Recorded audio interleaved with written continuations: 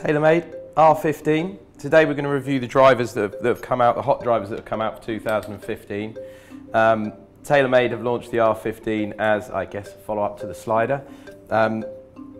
First thing to say, I mean, the slider was quite an extreme driver. It was on the extreme end of low spin and low forgiveness, because as soon as you put the centre of gravity low and forward, the driver will always become less forgiving.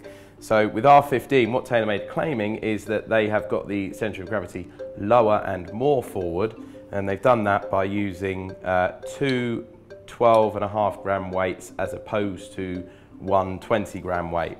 The advantage of doing that is that if somebody wants to, they can get around the unforgivingness by moving the weights to either end of the scale.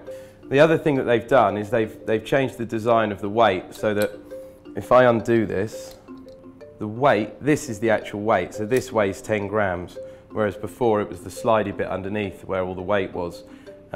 So it's the weight is, rather than being up inside here, it's sort of lower in the head. So that should have more of an effect. Now, in theory, that would mean that this driver is really, really extreme. It would mean that it's really extreme low spin. I hope it's not, because it won't be usable for many golfers at all, and I have a funny feeling it won't be. So the driver is available in two models. The standard one, which is just the standard R15 460, and it's also available in the 430, which is the smaller head with the slightly deeper face. It's available in white and black, so they're giving both options with this driver.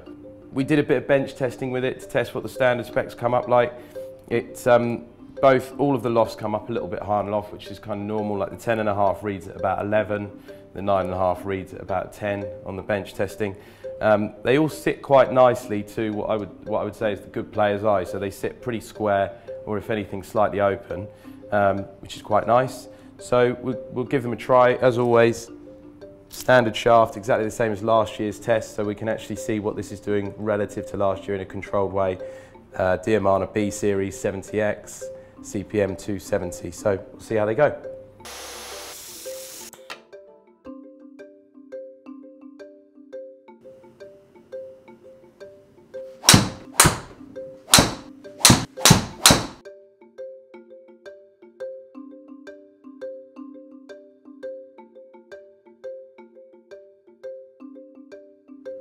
TaylorMade R15.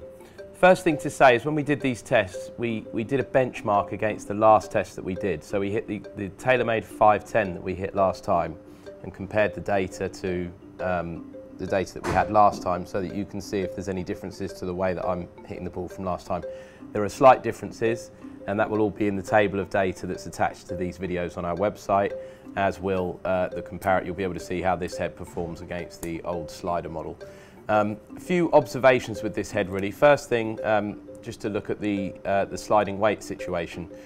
What we found was when we tested the weights to the side, we got about 500 RPMs more spin than we did with them in the centre. So that's quite a significant change. I think that TaylorMade are saying more that just delivers forgiveness, but it actually delivers a bit more spin as well. And I think that would be really useful for a lot of people with this driver. The other thing is that I think TaylorMade have made their pitch all about low spin, high launch, giving extra distance, and they seem to be sort of carrying that over into this year because it worked for them last year. In fact, one way or another, this driver is actually a slightly higher spinning driver than last year's slider.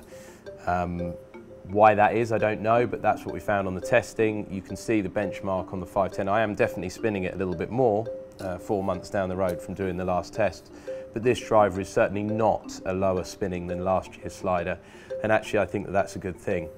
One thing about this driver, and I don't want to be overly negative, I did not enjoy hitting it.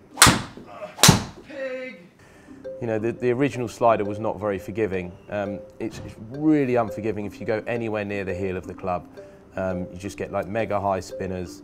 It's not a forgiving club, and it's not a club that feels particularly nice when the ball comes off the face.